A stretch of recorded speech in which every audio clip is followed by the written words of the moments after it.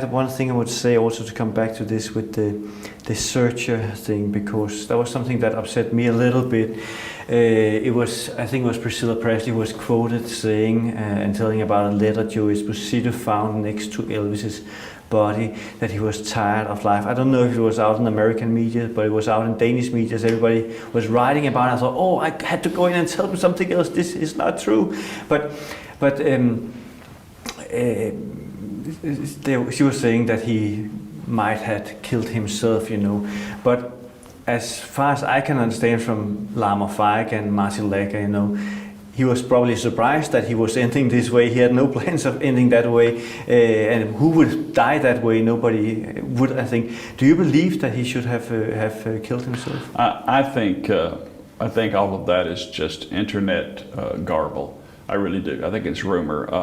I don't really believe that Priscilla said any of those things. I think whatever she said, I think she was misinterpreted. That's my opinion. And I think from what I've seen on social media and that type of thing, that she's tried to correct that and say, look, you misunderstood what I was trying to say. That's just an opinion. And of course, I'm not Priscilla and I don't know, but I was with Elvis the night before he passed away. I was there until about 2 o'clock in the morning.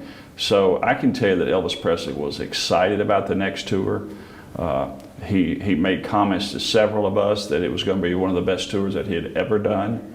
He was getting ready to make some changes in his life, and he wanted to do new things. And now whether all that was real and would it have happened or not, but his frame of mind was positive.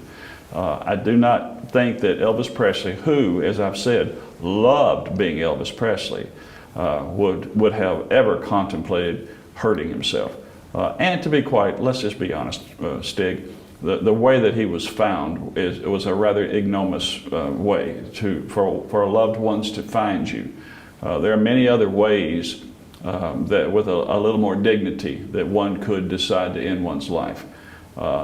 So, I mean, you just put two and two together. This was a tragic, horrible incident that occurred. And no, Elvis Presley, in my opinion, did not contemplate suicide, want to kill himself, and wasn't depressed and didn't want to be Elvis.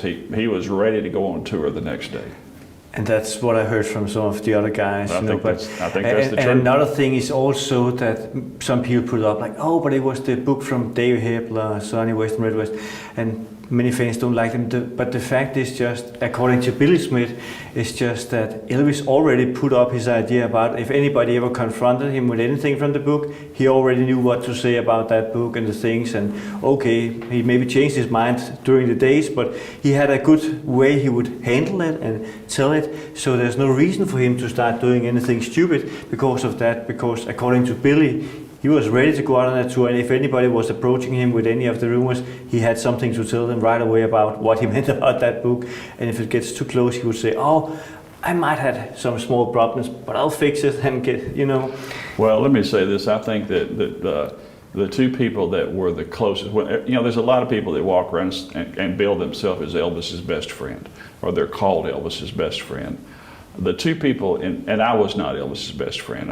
He might have been my best friend, or certainly extremely good to me. And from what I looked at him and thought of him as my best friend. But now what a man thinks in his own mind, Stig, who knows?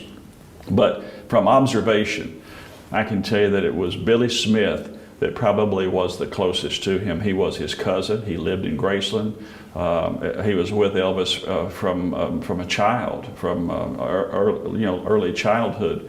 And I think in many ways Elvis looked at Billy almost like a son. I mean, he took care of him and loved him. So I don't think anybody was closer to Elvis than Billy. And then probably Joe Esposito, because Joe traveled with him, was with him 16, 17 years. So those two guys are, in competition for the best friend role. If that's important to people, it's really not to me. But I believe what Billy said would be true. I would, if I had to side with anybody, it would be with Billy. He certainly had the insight there. Yeah. So if anybody still believes in that stupid rumor, they now have another side of the story. Well, the only other thing I want to say is I've heard people say, oh, that book killed Elvis. That book did not kill Elvis. What killed Elvis is pretty well known. And without getting into all of those details, the truth is that much of what's in that book is true. And there's a lot in that book that was dramatized, as I understand. Dave Hebler just recently wrote a book, and in his book, he explains that it was a ghost writer and they didn't have any control over it. Red told me the same thing. Sonny told me the same thing years ago. So I have no reason to doubt those guys, and certainly we know the industry. So those things are no doubt probably true. This whole incident got beyond those guys. You know, they were hurt, they were angered when they were fired, didn't know how to respond. I'm one of those guys who believes that had they not done what they'd done, in a few months Elvis would have called them back and hired them back. That's the way I feel about it. Elvis absolutely loved Red West. They were lifelong friends. But they were hurt and they were angered and they were desperate, you know, I mean, to be cut off economically like that.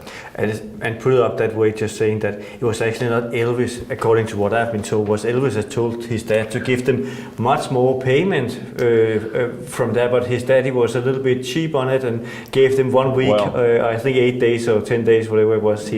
Well, as a disclaimer, I don't claim to have the inside information. I don't know, but I was there during that period of time in Graceland, around Elvis, around Linda, and so most of what I know, almost all of what I know, is what I observed and what people told me, including Elvis.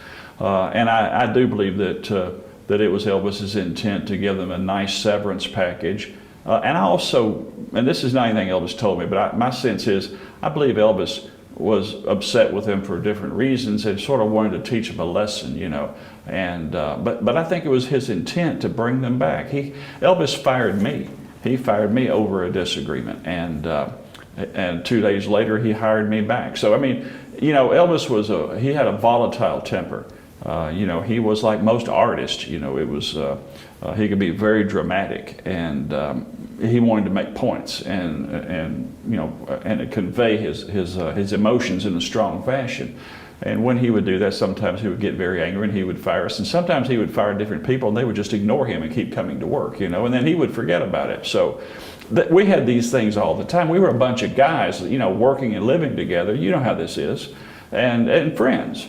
And I just think this is one of those things. Had it been handled a little differently, the book would have never happened. They would have come back to work. Now, does that change the fact that Elvis's end would have been any different? I don't know, because I think the path that Elvis was on was destructive, whether he had intended it or not.